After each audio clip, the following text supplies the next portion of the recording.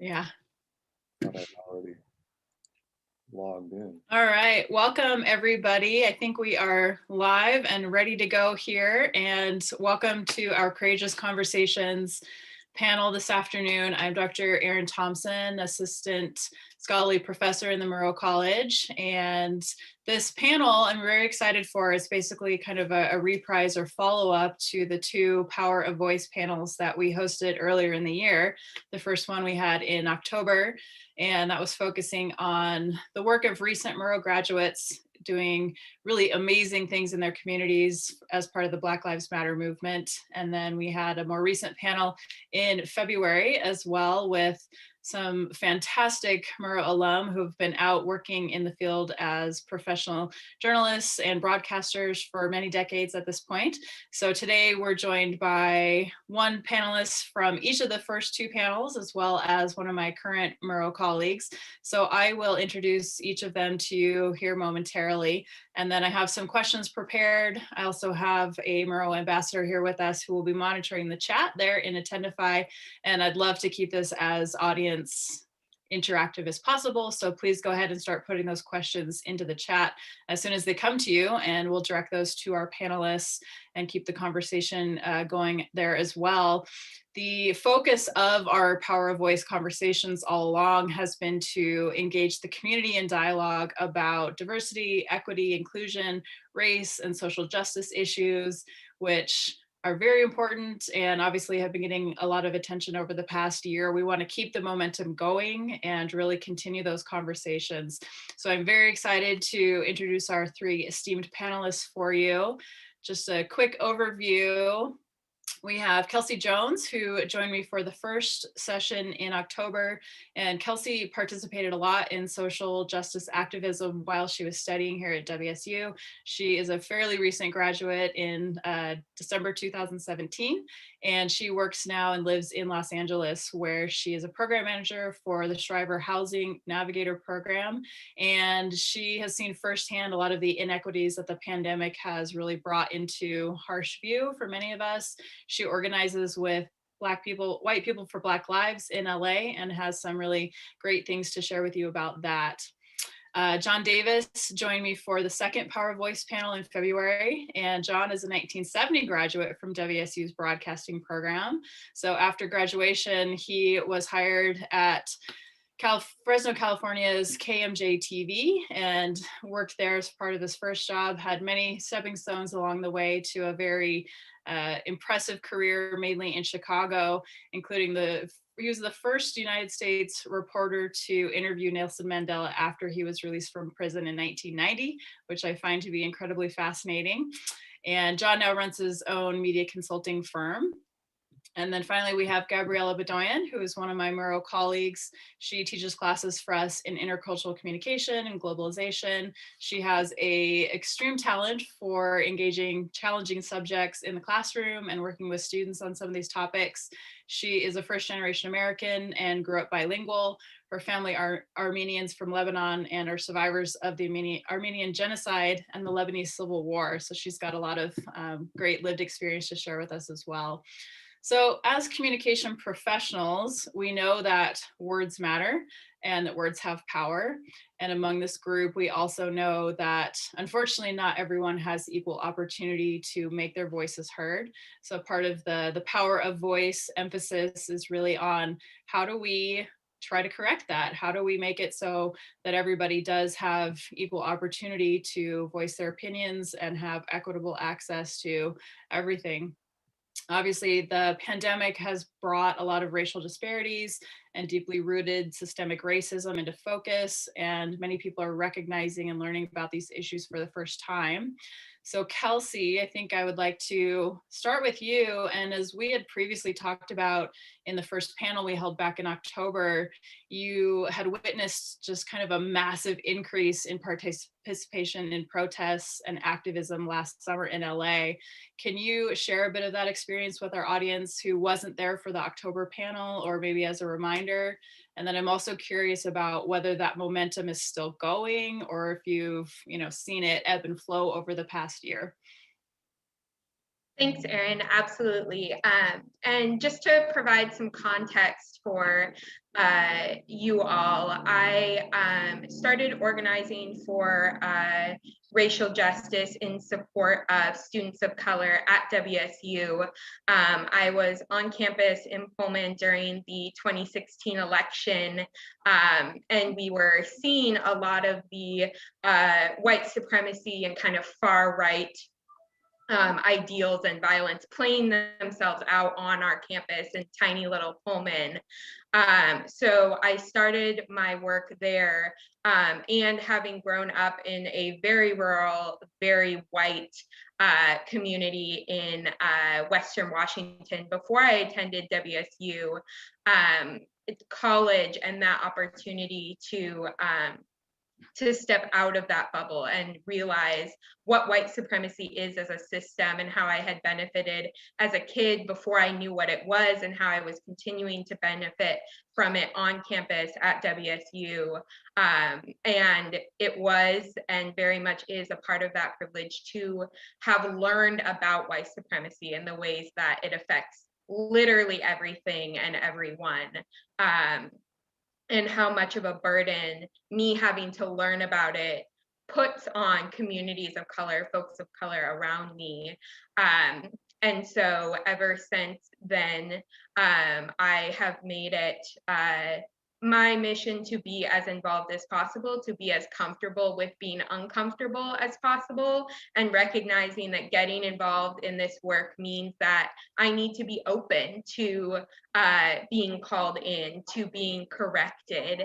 And so I got involved with a group called White People for Black Lives, which is Los Angeles's chapter of the national organization Showing Up for Racial Justice, which is specifically geared toward getting white folks involved in dismantling white supremacy. It's a system that we created and continue to benefit from, and yet white people are often least involved in dismantling it on a systemic scale. And one of the things that was great about this summer was that there was that visibility, and there was that huge public outcry. But the important part of that is that Black and brown people are being hurt and killed and worse by these systems every day. And it's not always that there's someone there to film it. So while it being filmed and going viral led to a consciousness raising, awakening, whatever you want to call it, for so many white people across the country, and led to action, to posting on social media, to donating, to showing up physically at protests. We did notice that cycle that always occurs when there's an incident of racist violence that does happen to be witnessed and is shared on social media. And there's, this massive flurry of action in those different ways that I just described. But then after that period of action, there's this lull where everything kind of goes back to quote unquote normal. And the donations stop rolling in, people stop, taking to the streets. So one of my intentions with getting involved with a group like White People for Black Lives, who works very closely with Black Lives Matter Los Angeles and other solidarity partners, was to keep that momentum going. So right now we're currently working on a program called the Alternatives to Policing Project, where we invited white folks to the community to come and learn skills and practical application, ways that they can not call 911, because we know the effects that calling 911 can have on particularly Black and brown communities. So our intent with that program, it's months long. We're keeping people engaged. We're having these difficult conversations with one another, with the hope being that once the program is done, then these folks will be empowered to become co-conspirators, to go into multiracial organizing spaces and contribute without taking up space, without, kind of claiming that as, their own. Now I'm here, I'm going to show you that I'm like the best white person that there is out there. So that's kind of the intent of plugging in and getting involved in ways that are more sustainable and long term. I was out in the streets this summer as much as I could be, and there were literally thousands of others who also were out in the streets, and that is very important. But it's also important to stay involved long term and consistently as much as possible, and that's the space that white people have for Black Lives has given me and others that are involved. There's still hundreds of people that joined us over the summer that have continued to be involved in various ways within the organization, which is amazing to see. That's fantastic. And thank you so much for that overview. And it's really good to hear that the momentum is continuing. I was hoping that we would hear that from you today. And I know that was one of the big fears of people last summer when we saw so much participation and involvement from white people getting involved. And that energy was amazing, but it has to be sustainable in order for us to enact real change, right? So John, if we could take it over to you, I'm curious about your experience in the Chicago area this past year. Have you seen similar levels of participation? And then what has that looked like as far as the activism that's going on in your area? Oh, John, you're muted. Thank you. I'm sure that the whole world, of course, from the happenings around George Floyd's murder and the other actions that were taken that were so visually horrifying to folks in this country and around the world, involving Black and brown people being just, violated in the worst kinds of way publicly. But here in Chicago, we have always been an activist city. I mean, this is a city where, in fact, it was sort of the epicenter of a lot of the civil and governmental political change in this country. So it wasn't so surprising that we had, our constant, almost day by day. You could almost expect it was going to happen, that Chicago was going to explode with activity around criminal justice reform and around equal treatment in the justice system.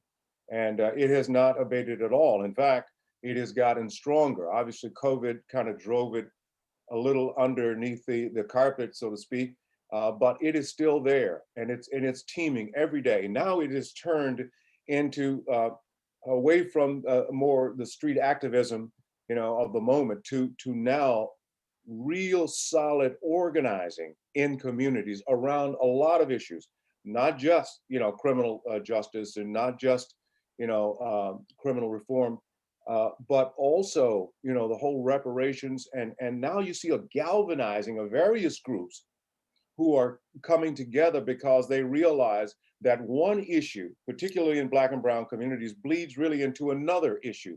And they're all connected. And so you and the rest of the world, in fact, will see that Chicago will continue to be this place where seismic shifts happen in society, in government. Right now, for instance, some of those folks who were out there being activists several years ago, now they are immersed in the real actual political work in Springfield, in the Capitol. They are, one of them, in fact, just called me the other day, and I just put out a press release for him. Reverend Anthony Williams has been on the forefront for 20 years on this whole violence as a health issue. And now he just had passed this past week, HB 158, which is the violence as a health crisis bill that just passed.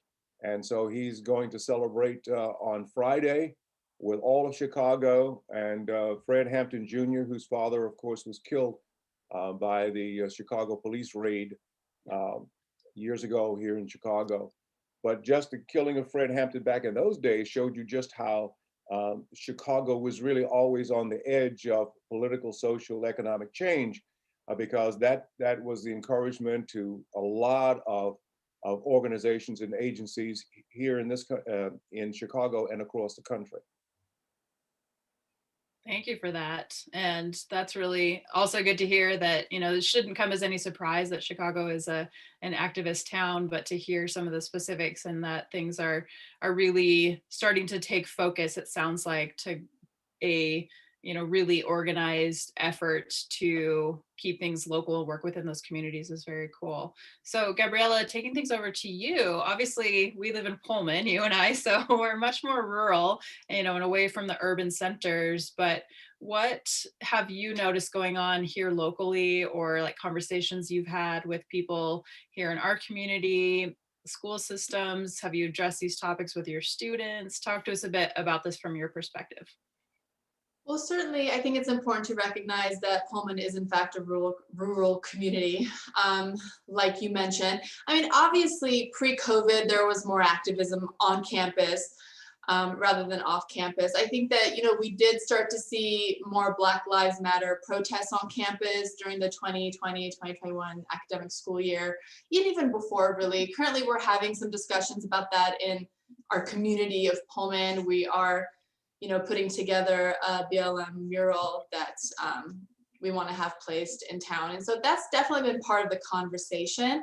I mean, certainly the school systems in general have been part of our conversation, and how COVID is affecting our young children in our community certainly has been part of the conversation. But I did want to go back to the kinds of conversations that we have in the classroom about these topics, because it's certainly part of what I can bring to this particular topic. I think it's important to give my students a historical context on activism. I think that, often when students come to campus, they're in a new environment. It's often intimidating. They need to, make some new friends, and not knowing where to start and how to start and who to contact can be hard to navigate as students. And so I think the historical context gives them an idea of what could possibly be achieved, what you could do with your voice. So in my classes, we talk about, the Arab Spring and how it began, with a young activist who unfortunately lit himself on fire, right? Mohammed Bouazizi, and, how Facebook ignited the pictures and the video streams that were happening, how Al Jazeera got involved and started creating more of a social media presence in their news programs. And this was started with young people. Young people can spark a revolution. And I think that sometimes we lose sight of that. Often we don't give our young people enough credit.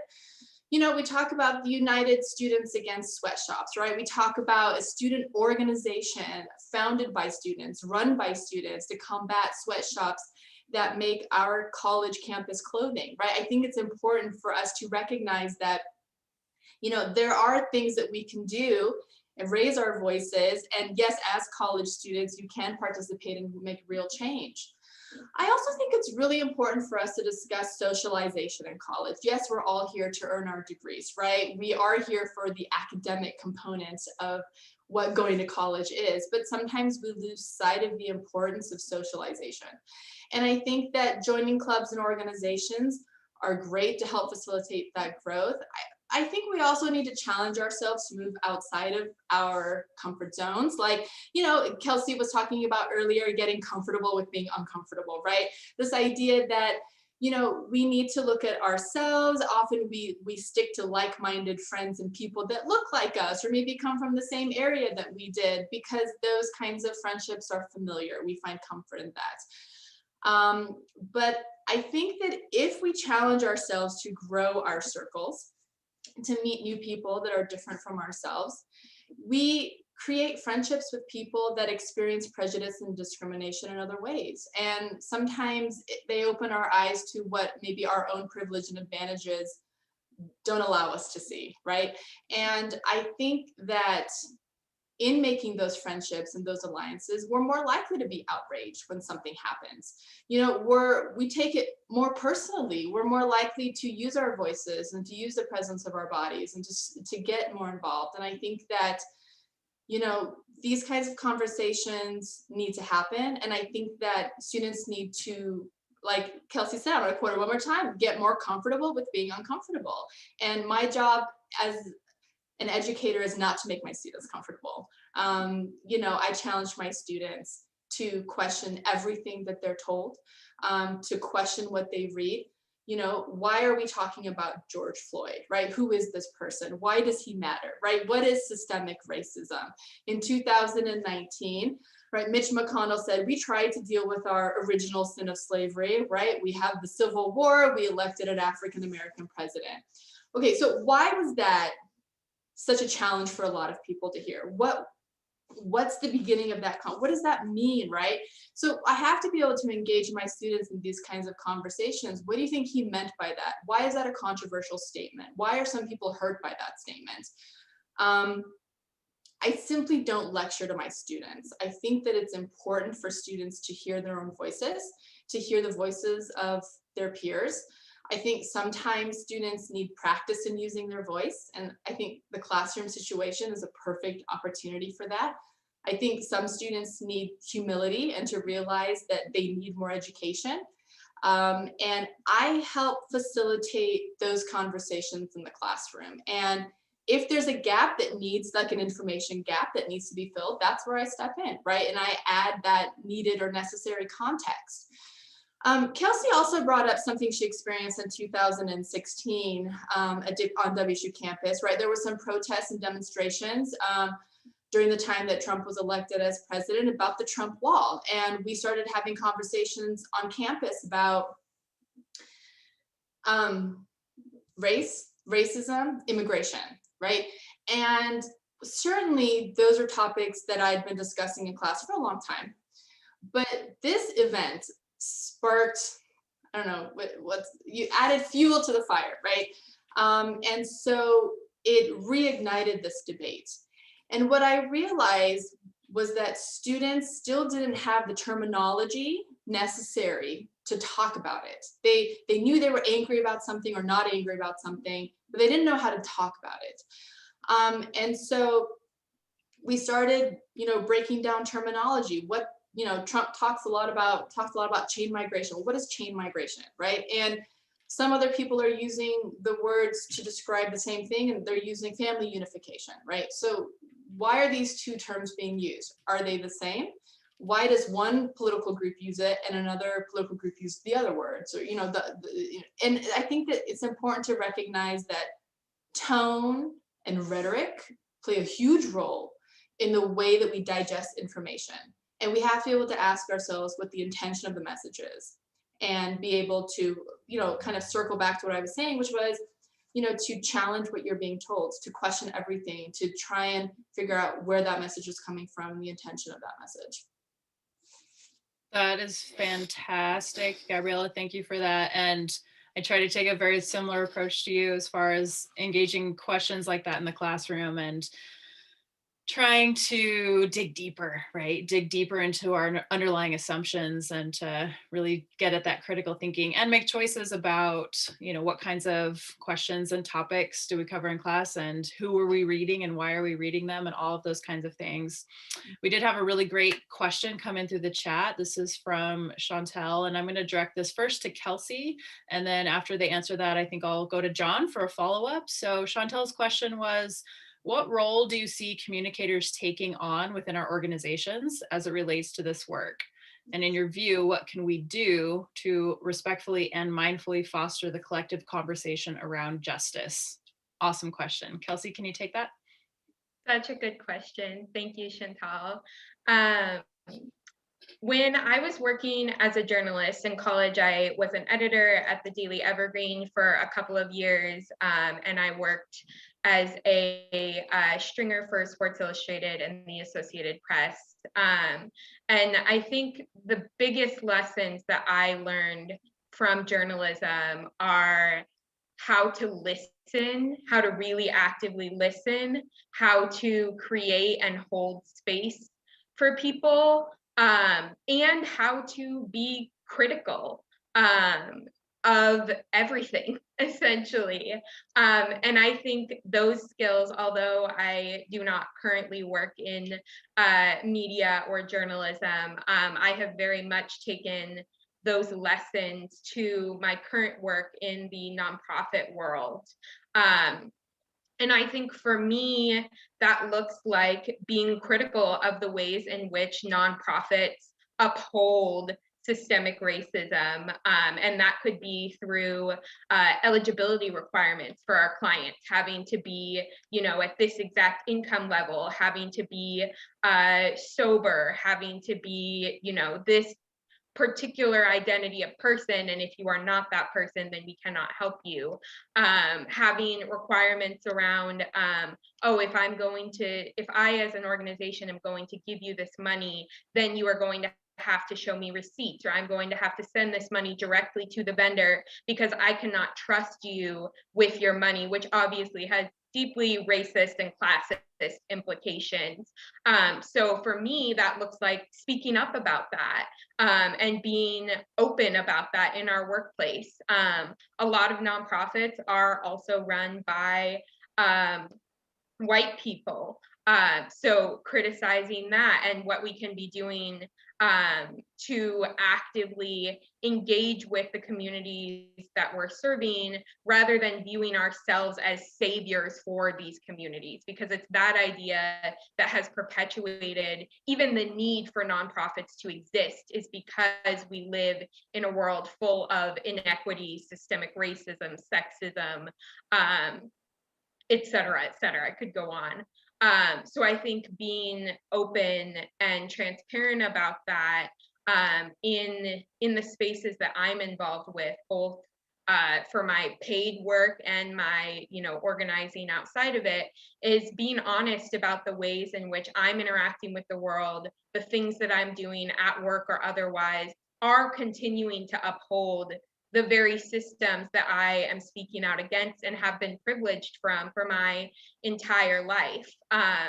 And recognizing that there are going to be moments that's scary, or that involves me giving up power or putting myself at risk in certain ways, but that is required in order to actually do anything to dismantle these systems. So I would say to that first question, that it's largely about your niche, wherever it is that you are, finding out the ways in which you are privileged, the ways in which you're not, the ways in which your particular organization and line of work fits into all these systems, and then being transparent about that. Like with my work, that doesn't mean that, I'm not trying my very best to do everything that I can for my clients. It just means that I'm acknowledging the system in which we are all living, in which our clients are living, and being put in a position where they need to rely on nonprofits and the government for this assistance, because that is designed in order to feed into this perpetual cycle of stereotyping and myth making. And then to the second question about being able to respectfully and mindfully foster collective conversations around justice. I think that as a white person, for me, that looks like going into spaces that with other white people and having hard conversations, meeting people where they are, and then, kind of unpacking what it is. I hear a lot coming from a rural, more working class community. Well, I grew up poor. Like, I had to work really hard for everything that I had. And so therefore I can't be racist, which is also, obviously those two things are not connected.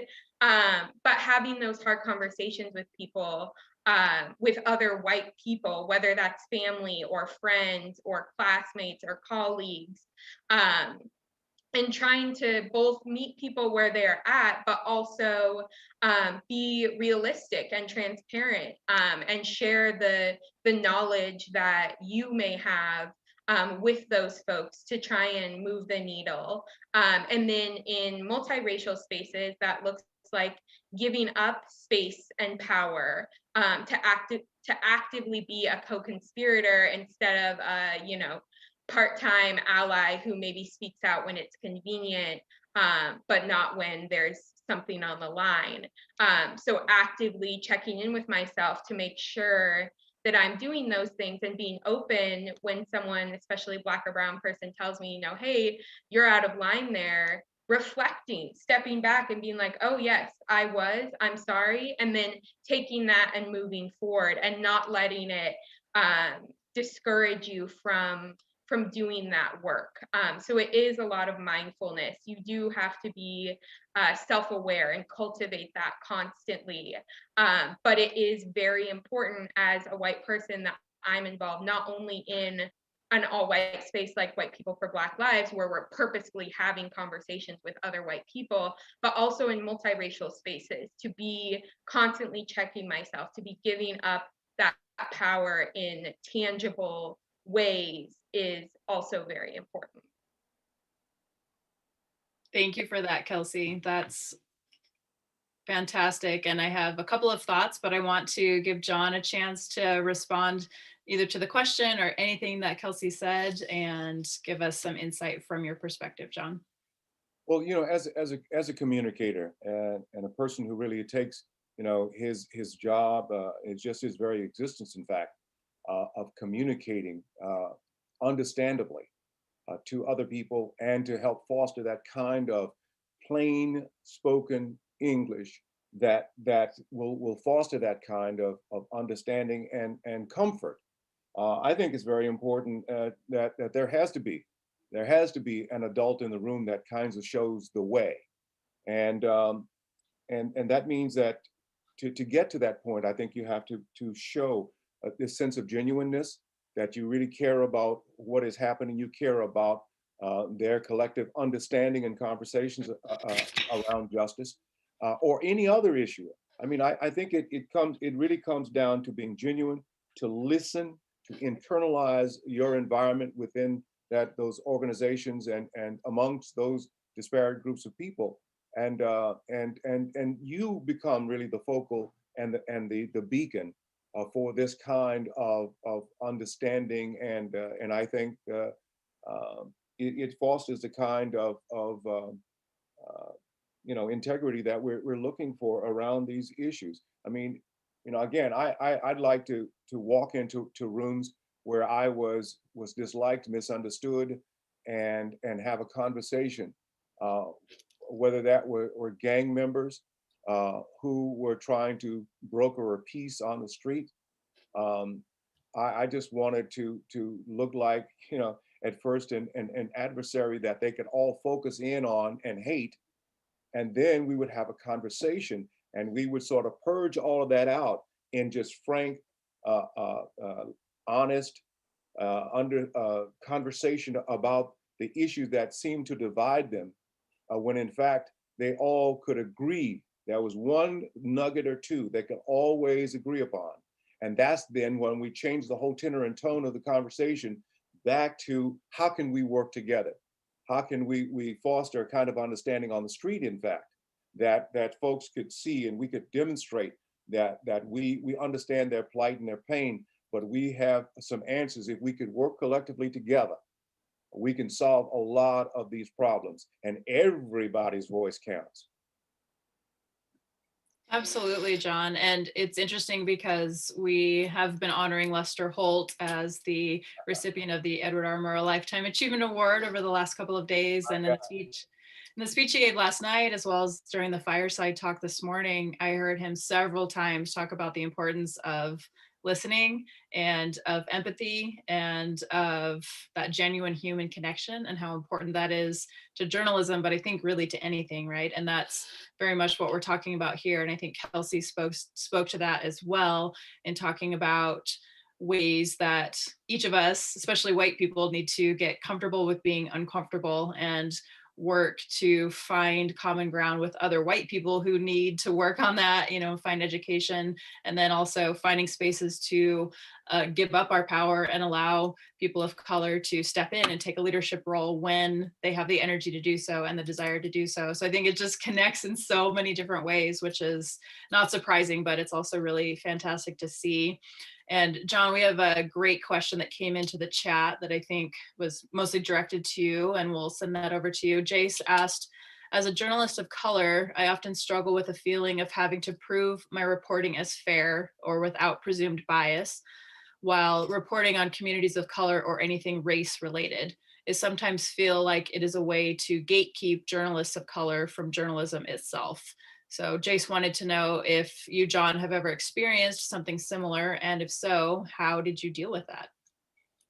I didn't, surprisingly, Jace, I didn't encounter that as much as one would think.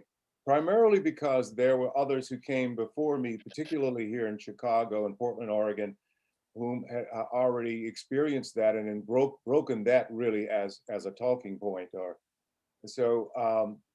But I do understand what you're saying. There are other ways to feel marginalized as well as a Black journalist or a journalist of color, because we always think that the standard is set by the others, by whites who are running the newsrooms, and they're the ones that set the standards. I found that I could feel real comfortable and breaking down barriers in the Black community, places where I was supposed to be, the sort of the expert, the person who knew as much as anybody about that community. And I used that then to really grow my credibility. And I could get stories just from that little niche that nobody else in Chicago could get. I mean, I worked myself in to be able to be seen as a source. I could get, if other reporters needed some contacts within the Black community, and whatever it was, I was the guy to go to, and I enjoyed that, and as a result, I had tremendous longevity in my career as a result of it. Never saw it as an impediment. That this, in fact, was a strong suit, and there were people in politics, in religion, in the community that would always stand up if, in fact, somebody would come after me with something as nebulous as that, as a charge for kind of keeping me in my place or not allowing me to do other kinds of stories. Otherwise, I couldn't have gotten to South Africa.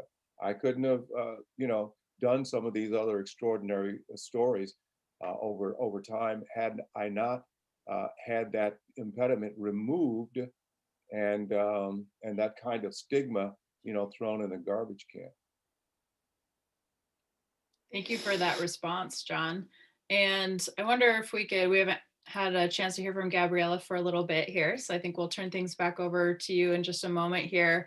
One of the things that I've been thinking about, which has filtered into a few of these questions in our conversation, and as I think back over my experience over the past year and the past 10 months or so, and having conversations with people of color and doing some of the volunteer work and organizing that I've been doing, is I keep hearing now, like, okay, white people, like, educate yourselves, right? It's great to ask us about our experience, but it's not our responsibility as people of color to educate you. So Gabriella, I wonder if you could speak to that, because I think that's some of what you addressed maybe in some of your classes, right? Like, we want to obviously give a chance to give a voice to people, but we can't always put the burden of every, aspect of education on people of color. It has to come from, from our own desire to educate ourselves as well. Can you speak to that? Yeah, and unfortunately, the student composition sometimes in classroom situations doesn't always lend itself to diverse conversations, because it is possible to have 25 students in a classroom and one of them be a Black student and two of them be an Asian student and everyone else is white. So it's unfair for me to assume that, you know, the one Black student that I have in class is then going to be, you know, the voice and representation of the entire Black community. And I'm very cognizant of that. And so I think that it also lends itself to me using sources in my classroom that have a variety of voices. And I think that that's one of the reasons. There are many reasons, obviously, for that. That's one of the reasons why I use sources in class that, you know, don't all look the same, right? So this is a personal choice, and this is certainly not, you know, an expectation of all professors. But I don't use a textbook in my class. I use a variety of sources from a variety of authors, and the goal is to essentially decolonize my sources. Okay, so I'm exposing myself and my students to as much diversity of voice and experience as possible. And you know, my job in the classes that I teach, you know, we don't just talk about what's happening in the United States. You know, I also discuss the globe, and you know, I use global voices that, you know, maybe they've never heard of before, and that's okay, and that's part of my job, right? But when you talk about, I'm going to move to equity here because it's definitely part of this conversation. You know, we have to be able to talk about it, but also not confuse it with equality, because students also need to be able to know how to separate those two terms. So we have to, in addition to talking about equity, we have to define equity, talk about how it's different from equality, right? And how to achieve it. So, you know, obviously, as most of us know, equity involves trying to understand other people, giving them what they need, right? A sense of fulfillment to live happy, healthy lives. Okay, well, what does that mean? What that means for me might be different for someone else in a different community, in a different, you know, age bracket, right? So understanding that our diversity also leads to the way that we would interpret what need is for us, what healthy lives is for us. So what does it mean to have what you need? Is it the same for everyone? And obviously this, you know, eventually leads to more conversations about social justice, because we start talking about people in different walks of life that have different color skin and come from different economic backgrounds and, you know, different, you know, statuses in terms of citizenship. And I think that all of these conversations, you know, should have a voice in the classroom. And so for me, it's about being sensitive to who's in my class and, you know, doing what I can by bringing in, you know, a variety and diversity of voices in as much as possible, is definitely something that I take very seriously in the classroom. That's fantastic. And I'm glad that you brought up equity versus equality, because that's an important part of this conversation. And I think that the most succinct and easy to understand explanation and differentiation of the two that I've heard was from a friend of mine. His name is David Silver. He runs an organization, a nonprofit called Detroit Horsepower, that I partnered my class with for the fall to do our course project with. And he explained it really well to my students when he joined us in class for a class conversation about working with his organization, and said that equality is giving everybody the same thing, whereas equity is giving people what they need and meeting them where they're at, which I was like, yes, that's probably the most succinct explanation of it that I've heard. So I'm glad that you brought that up, because it is an important part of the conversation. And I also love what you said about decolonizing course materials and not using a textbook. One of the choices that I made recently was to change textbooks for Com 102 for the fall. And it's actually, we're going to actually adopt a textbook that is written completely with inclusivity, like at the forefront. So rather than having like a chapter on diversity, the entire book is written from a diversity, equity, and inclusion perspective. So it's going to be quite a bit different, and I'm very excited to have much more diverse representation, you know, within the book, and hopefully have a lot more faces and experiences and things like that represented, which would be really, really good. And as we think about equity and social justice and power of voice and all of that, I think one of the things that's really important to bring to the conversation is, like, what can each of us do? So all four of us that are having this conversation today are actively involved with things in a variety of different ways. So going back to Kelsey, if you could talk to our audience a bit today about what can they do, right? Each of us can do something, even if it's small and even if it's from our home. We don't necessarily have to go out into the streets, but there are ways that we can use our privilege to participate and to work toward equity and social justice. What would you recommend for us, Kelsey?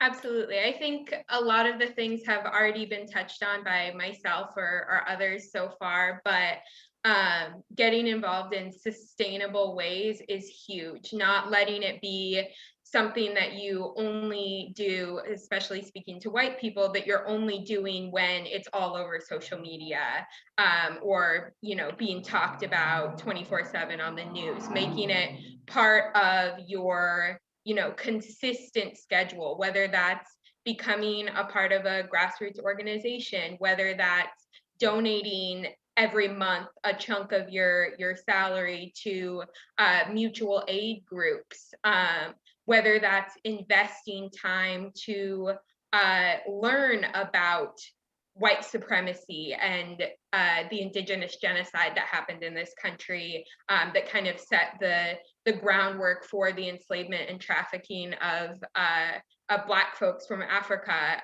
which that's the bedrock of this country. Learning about that and about the ways that that is still perpetuated in these voting rights laws that are getting passed, that are essentially making it difficult or impossible for Black and Brown communities to vote. Educating yourself on that and calling your representatives and telling them about why it is so important that we are on guard for the ways in which these systems, white supremacy, continues to exist to this day. Mass incarceration and policing are other forefronts where if you look at the numbers of who is incarcerated, who's getting pulled over and frisked by the police, those disparities are racist. They are proof that we are living in a racist system that benefits someone like me driving down the street or walking to my local store to pick up groceries.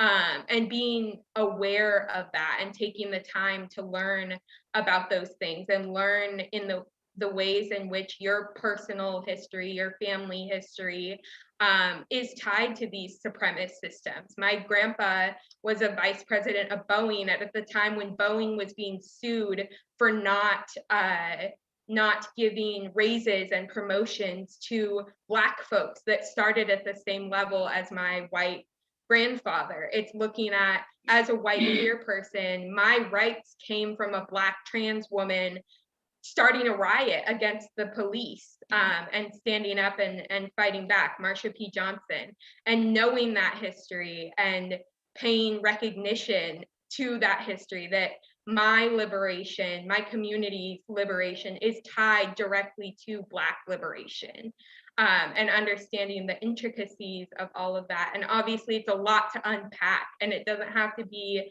done all at once, but taking those consistent steps, reading a book a month, watching a documentary, then finding a space to get plugged into, to help you kind of get invested on a long-term basis, whether that's within the organization you work at, whether that's within separate grassroots volunteer organization, whatever that looks like for you and your capacity, taking the time to invest in learning and unlearning, invest in being actively involved in whatever way that looks like for you, and investing in continuing to speak up and continuing to find ways to give up power, and dismantle that system of white supremacy, because it does start in ways that we might think of as small or inconsequential.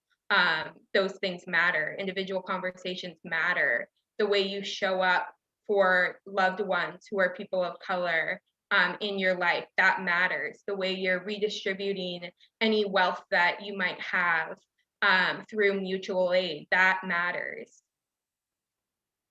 It all matters. That's really great. John, do you have any advice for our audience members today on what each of them can do to actively work toward equity and social justice?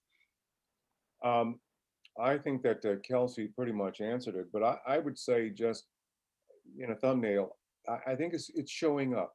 You have to show up, and you have to be genuine in wanting to be received, and you also, as Kelsey mentioned, you have to be there for the long haul. Be there for a sustained, consistent effort. We've seen all kinds of movements in this country crop up, and they just seem to organically pop out of the ground. They're full of energy, generally also full of youth, vigor, and vim, and some of it kind of misguided because there were not folks perhaps out on the front lines with them who had already gone through that, who had some experience and could relate and could also show them where the pitfalls in a non-sustained effort was going to lead nothing but doom. And then it would be like we're going in reverse again to start all over again. And if we're serious about what we're doing here in the justice and equity and equal arena, then don't just do it from arm's length with a point of a finger and a wave. No, you have to get in there. You have to get and be involved and immersed in the effort, and carry it on for a long time, because that's the whole idea. If we can just wear them down emotionally, if we can wear them down economically, then they'll be back to square one in about 5 or 10 years. Thank you for that. And Gabriella, how about you? Advice for our listeners? Anything different? No, but I will say, that often we are intimidated, right? Especially, I'm talking to my young students here. The idea that, to get involved, right? We hesitate, we are fearful, we're not sure we belong, right? We're intimidated by the size of what it is that we're trying to make better in the world, right? And I just want to say that you don't have to be marching on the steps of Washington to be doing something. And I think that it is okay, if not just as important, to start small. And if that means that you take this big idea that you have, you're noticing this big movement, you want to participate, or something's pulling at your heartstrings, right? Find a local branch, okay? Find a way locally that you can impact and start talking to 5 or 10 or 20 or 50 people in your local community. You do not have to think outside of that box if you don't want to, because that matters too. And so I think that it's important for us not to become so overwhelmed that we don't take that first step. So I would just encourage my students and anyone who's listening to just, do what Kelsey said, do what John said. And then, if you're still overwhelmed and intimidated, start small, okay? Find a local movement. Seek out, your local paper. Find a social media page that you can join. Right? Get on a website newsletter, just so that you can get that information and it be at your fingertips, so that you can then take that next step. It'll make it a lot easier. And it kind of, listen, Martin Luther King said, if I cannot do great things, I can do small things in a great way. And I think that, keeping that in mind will help you to take that next step, because it won't seem so big. You matter, even if it's something small, because I promise you it's not going to be small to the person that you're impacting and helping. So yeah. Erin, can I just butt in for just one little second here? I remember as a kid going to church. I guess I was about 10 years old, and folks in the South were protesting, the lack of accommodations in public spaces, and one of the kids, I think he was 15, Walter Johnson. He was about 15, 16 years old. He was an old kid, and he decided, while sitting in the back pew of the church that Sunday, that we were going to go downtown in Wichita Falls, Texas, and we were going to go to the White movie theater. And it seemed like such a mind-splitting idea that we couldn't tell anybody, not the grown-ups at least. And so we started walking. All we were doing was walking. It was a small thing, I guess, in the full run of things, but we just started walking toward downtown. The police came and they asked us where we were going, and we told them we're just going to go across the tracks here, and we're going to go to the theater. And so I guess he called ahead, and because of what had been happening in the South at the time, he decided, well, okay, come on. And we actually went to the movie.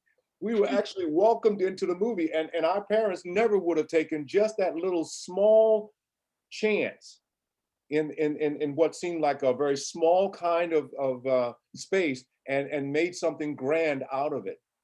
Same thing at Washington State. We had an incident involving some Black students, and we went to Dr. Janetta Cole, the famed anthropologist who taught at Washington State University. And we, about 14, 15 of us, met at her house on Wednesday nights, and we planned on how we were going to combat this ill. And next thing we knew, we had probably 200 or 300, mostly white students, who joined our little movement, and they liberated us.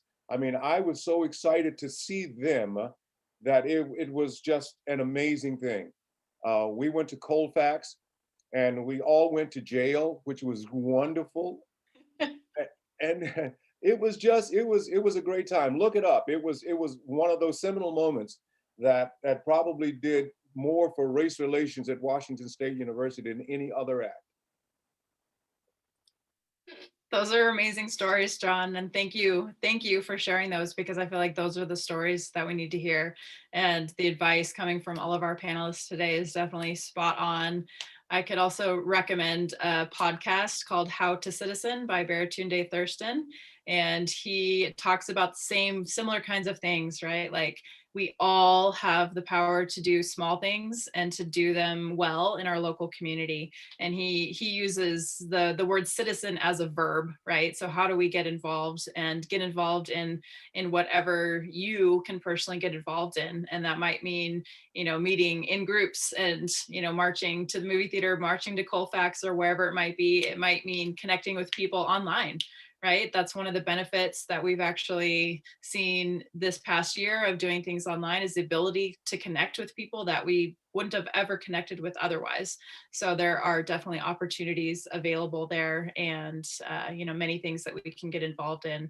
So let's all do our part to keep the momentum going, and to really, take an active role, because each of us doing small things consistently all the time is what ultimately adds up to a big difference, right? Do any of our panelists today have any final words? We're about out of time, but if there are any key insights or things you would like to leave the audience with that we haven't touched on yet. Gabriella, I saw you unmute. Oh no, I was getting ready to say bye, everyone. No, Kelsey, John, please, if you have anything to say, I'll pass this to you guys. Well, first of all, I'm so excited that we have so much, activism and involvement and concern and care around these social justice issues, and equity and equal rights issues at Washington State University. I always saw Washington State University as a wonderful environment. It's a test tube for a lot of experiments that we can do in almost a harmless kind of protective way. And so I would suggest that students not turn away from this grand opportunity in little old Pullman to learn a lot about other human beings in other places around this world. They're all right there. We're all right there on campus. I mean, can you imagine there's a South American student there, there's a Mexican student there, there's a kid from Italy over there, and Greece down there, and Armenia over there. And we should talk one time. I got some stories for you too. I have some of the greatest friends I ever made out of Washington State were Armenians. I second that. Yes, thank you very much. Yeah, I don't have anything else to add either, other than what's been said. I appreciate sharing this space with you, John, and Gabriella as well. And to everyone listening, thank you for taking time out of your day to hear these important conversations. And I hope that something that was said today resonated with you, and that you're able to take that forward. Hear, hear.